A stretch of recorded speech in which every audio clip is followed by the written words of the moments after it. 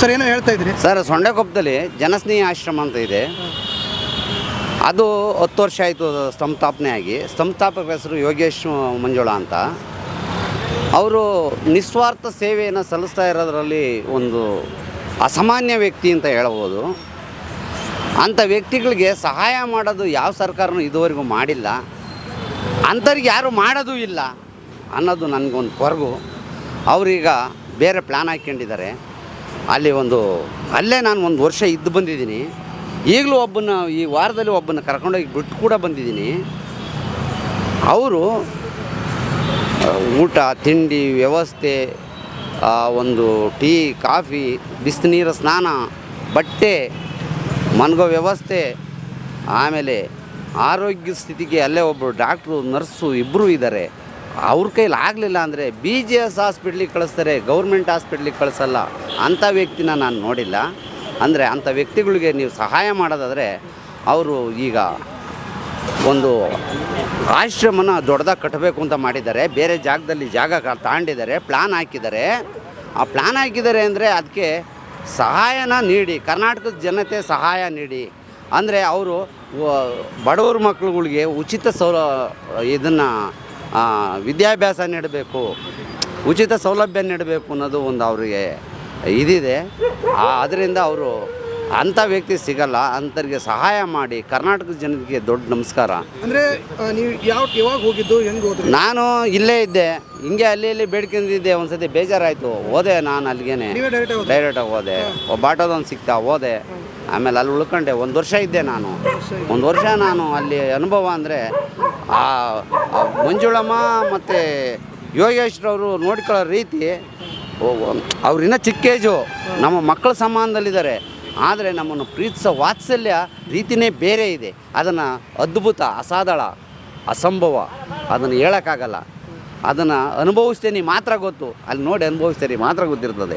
ನಾನು ಅನುಭವಿಸಿ ಬಂದಿದ್ದೀನಿ, ಅದರಿಂದ ನಾನು ಬಂದೆ. ಈಗ ನನ್ನ ಮಗಳ ಮನೆಯಲ್ಲಿರೋಣ ಅಂತ ಬಂದೆ, ಅದರಿಂದ ಇದ್ದೀನಿ.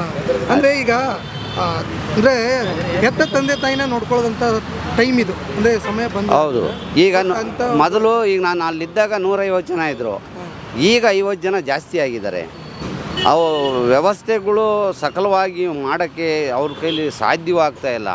ಈ ಕರ್ನಾಟಕದ ಜನ ಅವ್ರಿಗೆ ಸಪೋರ್ಟ್ ಮಾಡಿದರೆ, ಅಥವಾ ಸರ್ಕಾರ ಏನಾದರೂ ಮನಸ್ಸು ಮಾಡಿದರೆ ಅದೇನೋ ಒಂದು ಸಂಸ್ಥೆಯಾಗಿ ಬೆಳೀತದೆ. ಸಿದ್ಧಗಂಗಾ ಮಠ ಥರ ಬೆಳಿಬೋದು ಅನ್ನೋದು ನನ್ನ ಒಂದು ಆಶಾಗೋಪುರ ಇದೆ ಅಂತ ನಾನು ಹೇಳೋಕ್ಕೆ ಇಷ್ಟಪಡ್ತೀನಿ. ಅಂದರೆ ನೀವು ಯಾವಾಗ ವಾಪಸ್ ಬಂದಿದ್ದು, ಏನಂತ ಹೇಳಿದ್ರಿ ಬರೋ? ನಾನು ಬರ್ಬೇಕಾದ್ರೆ ನನ್ನ ಮಗಳು ಆಕ್ಸಿಡೆಂಟ್ ಆಯಿತು, ತೀರೋದ್ಲು. ನನ್ನ ಮಗಳು ಆಕ್ಸಿಡೆಂಟ್ ಆಗಿ ತೀರೋ ಇದಕ್ಕೆ ಅವಳು ವೈದ್ಯಕಕ್ಕಿಂತ ನಾನು ಬಂದೆ. ಅದಕ್ಕಾಗಿ ನಾನು ಅಲ್ಲಿಂದ ಬರಬೇಕಾಗಿ ಬಂತು. ಆಮೇಲೆ ಅಲ್ಲಿ ಅವ್ರದ್ದೊಂದು ಸಿಸ್ಟಮೆಟಿಕ್ ಇದೆ. ಅವ್ರದ್ದೇನು ಸಿಸ್ಟಮೆಟಿಕ್ ಗೊತ್ತಾ? ನಿರಾಶ್ರಿತರಾಗಿದ್ದರಿಗೆ ಮಾತ್ರ ಅಲ್ಲಿ ಆಶ್ರಯ ಕೊಡ್ತಾರೆ, ಯಾರೂ ಇರಬಾರ್ದು. ಈಗ ನನ್ನ ಹೆಂಡ್ತಿ, ಮಕ್ಕಳು, ತಂಗಿ ಎಲ್ಲ ಇದ್ದಾರೆ. ನೀನು ಯಾಕಪ್ಪ ನೀನು ಅವ್ರ ಜೊತೆ ಚೆನ್ನಾಗಿರಪ್ಪ ಅಂತ ಹೇಳಿ ಅವರೇ ಕಳಿಸ್ಕೊಟ್ರು. ಈಗ ಮೊನ್ನೆ ಕೂಡ ಈಗ 1 ವಾರದಲ್ಲಿ ಹೋಗಿದ್ದೆ. ಒಂದು ವಿಡಿಯೋ ವೈರಲ್ ಆಗಿರಬೇಕು. ಅವ್ರನ್ನ ಕರ್ಕೊಂಡೋಗಿ ಒಬ್ಬನ ಬಿಟ್ಟು ಅಲ್ಲಿಂದನೇ ಅವರೇ ನನಗೆ ಬಸ್ ಚಾರ್ಜ್ ಕೊಟ್ಟು ಕಳಿಸಿದ್ರು. ಅಂಥ ವ್ಯಕ್ತಿ ಸಿಗಲ್ಲ ರೀ. ಅಂಥ ವ್ಯಕ್ತಿ ನೀವು ಕಳಿಸ್ತವ್ರು? ಹಾಂ, ನೀವು ಕರ್ಕೊಂಡೋಗಿದ್ರಲ್ಲ, ಅವ್ರು ಯಾರು ಅಂತ? ಅವನು ಯಾರೋ ಇಲ್ಲಿ ಸಿರಾ ಕಡೆ ಬಂದ ಇಲ್ಲಿ ಫುಟ್ಪಾತಲ್ಲಿ ಅಲ್ಲಿತಾ ಇದ್ದ. ಅವನು ಊಟಕ್ಕೆ ಕಾಸಿಲ್ಲ, ಈ ಕಾಲು ಗಾಯ ಆಗಿತ್ತು. ಇನ್ನೂ 30 ವರ್ಷ ಅವನಿಗೆ ಯಾರು 1 ರೂಪಾಯಿ ಕಾಸು ಕೊಡಲ್ಲ ಬೇಡಿದ್ರು. ಅಂಥ ಪರಿಸ್ಥಿತಿಲಿ ಊಟಕ್ಕೆ ಕಾಸಿಲ್ಲ ಅಂತ ಅಳ್ತಾ 3 ದಿವಸ ಕಣ್ಣೀರು ಆಗ್ತಾ ತಾಂಡೋಗಿ ಬಿಟ್ಟು ಬಂದೆ. ಅದೇನೋ ಕಾಲು ಗಾಯ ಆಗಿತ್ತು ಮತ್ತೆ ವಾಪಸ್ ಹೋದ್ರು ಅಂತ ಹೇಳ್ತಾ ಇದ್ರಲ್ಲ, ಅದು ಅವರು? ಅವನೇ ಅಲ್ಲೇ ಗಲಾಟೆ ಮಾಡ್ಕೊಂಡು ಹೋಗಿದ್ದು. ಅಲ್ಲೇ ಅವನೇನು ಹೇಳೇನೆ, ಹೋದಾಗ ಕಾಲು ಏನೋ ಒಂದು ಹುಷಾರು ಮಾಡ್ಕೊಂಡ, ಕೈ ಕಾಲು ಹಿಡ್ಕೊಂಡ, ಕಣ್ಣಲ್ಲಿ ನೀರು ಹಾಕ್ತಾ. ಅದು ವೈರಲ್ ನೋಡಿರ್ತೀರ. ಆದರೆ 3 ದಿವಸಕ್ಕೆ ನನಗೆ ಡೈಲಿ 1 ಕ್ವಾಟ್ರ್ ಎಣ್ಣೆ ಕೊಟ್ಟರೆ ಇರ್ತೀನಿ, ಇಲ್ದಿದ್ರೆ ಇರಲ್ಲ. ಇದು ಆಶ್ರಮದಲ್ಲಿ ಕೇಳೋ ಮಾತಾ? ಇದೆಲ್ಲ ಯಾವನ ಬುದ್ಧಿವಂತ ಮಾತಾಡ್ತಾನೆ? ಉಣ್ಣಕ್ಕೆ ತಿನ್ನಕ್ಕೆ 3 ಹೊತ್ತು ಸಿಕ್ಕುತ್ತಲ್ಲ, ಉಂಡ್ಕೊಂಡು ತಿಗ ಮುಚ್ಕೊಂಡಿರ್ಬೇಕು ತಾನೆ. ಇದೆಲ್ಲ ತಿಗ ಕಂಚಲಿದ್ದಾನೆ. ಎಲ್ಲಾರ ಸಾಯ್ಲಿ ಬಿಡಿ, ನಾವೇನು ಮಾಡೋಕ್ಕಾಗಲ್ಲ. ನಾವು ಒಂದು ಮಾರ್ಗ. ಕರ್ಕೊಂಡು ಹೋಗೋರಿಗೆ ಕೆಟ್ಟ ಹೆಸರು ಅಂತ. ಕರ್ಕೊಂಡು ಹೋಗೋರು ಕೆಟ್ಟ ಹೆಸರಲ್ಲ ಸ್ವಾಮಿ. ನೀವು ಮಾತಾಡಿಸ್ತಾ ಇದ್ದೀರಾ, ನಾನು ಮಾತಾಡ್ತಾ ಇದ್ದೀನಿ, ಇದನ್ನು ವೈರಲ್ ಮಾಡ್ತೀರಾ. ನೋಡೋರು ಏನೇನೋ ಕಲ್ಪನೆ ಮಾಡಿಕೊಂಡ್ರೆ ಅದಕ್ಕೆ ನೀನು ಹೊಣೆ ಅಲ್ಲ, ಅದಕ್ಕೆ ನಾನು ಹೊಣೆ ಅಲ್ಲ. ಇನ್ನೊಬ್ಬರು ವೈಯಕ್ತಿಕವಾದ ವಿಚಾರ ನಮಗೆ ಬೇಕಾಗಿಲ್ಲ. ನಮ್ಮ ವೈಯಕ್ತಿಕವಾಗಿ ಏನಿದೆಯೋ ಅದನ್ನು ನಾನು ಆನೆಸ್ಟಾಗಿ ಮಾತಾಡೋಣ, ಆನೆಸ್ಟಾಗಿ ನಡ್ಕೊಳ್ಳೋಣ. ಇದು ನಮ್ಮ ಧರ್ಮ. ಅಂದರೆ ನಿಮ್ಮ ಹತ್ರನೂ ಹೇಳಿದ್ರು ಅವರು, ನನಗೆ ಯಾರೂ ಇಲ್ಲ. ಹೌದು, ಇಲ್ಲಿ ಹೇಳಿ 3 ದಿವಸ ಬೇಡಿ ಆಡಿದ್ಕೇನೆ, ಇಲ್ಲೆಲ್ಲ ಅಂಗಡಿ ಹತ್ರ ಸುತ್ತಿ ಆಡಿದ್ಕೇನೆ ಕರ್ಕೊಂಡೋಗಿದ್ದು ನಾನು. ನನಗೇನು ಹುಚ್ಚಿಡಿದಿದ್ದ?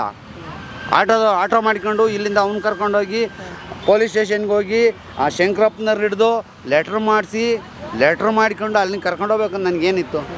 ಒಬ್ಬ ವ್ಯಕ್ತಿಗೆ ಒಳ್ಳೇದಾಗಲಿ ಇಷ್ಟೇ. ಈಗ ನನಗೂ 66 ವರ್ಷ ಆಯ್ತು ಸರ್. ಯಾವ ಸಾಯ್ದಿಂದ ನನಗೆ ಗೊತ್ತಿಲ್ಲ. ಬದುಕಿರೋರಿಗೂ ಇನ್ನೊಬ್ಬನಿಗೆ ಕೆಟ್ಟದ್ದು ಮಾಡಬೇಡ, ಏನಾದರೂ ಒಂದು ಒಳ್ಳೆತನ ಮಾಡು, ಇಷ್ಟು ನನ್ನ ಭಾವನೆಯಲ್ಲಿರೋದು. ಅಂದರೆ ಇವಾಗ ಹೇಗಿದ್ದೀರ ನೀವು? ನಾನು ಆರೋಗ್ಯವಾಗಿದ್ದೀನಿ. ಹಾಂ, ನನಗೊಂದು BP ಇಲ್ಲ, ಒಂದು ಶುಗರ್ ಇಲ್ಲ, ಏನು ಚಿಂತೆ ಇಲ್ಲ. ಈಗ ಈ ರಾಜ್ಕುಮಾರ್ ಸಮಾಧಿ ಸುತ್ತಮುತ್ತ ಇರೋ ಜನ ನನ್ನ ಸಹಕಾರದಿಂದ ನೋಡ್ಕೋತಾರೆ. ಊಟ ಇಲ್ಲ ಅಂದರೆ ಕೊಡಿಸ್ತಾರೆ, ಏನು ಚಿಂತೆ ಇಲ್ಲ. ಪೊಲೀಸ್ನವ್ರು ಕೂಡ ನನಗೆ ಇಲ್ಲ ಅನ್ನಲ್ಲ. ಅದರಿಂದ ನಾನು ಸೌಲಭ್ಯವಾಗಿದ್ದೀನಿ.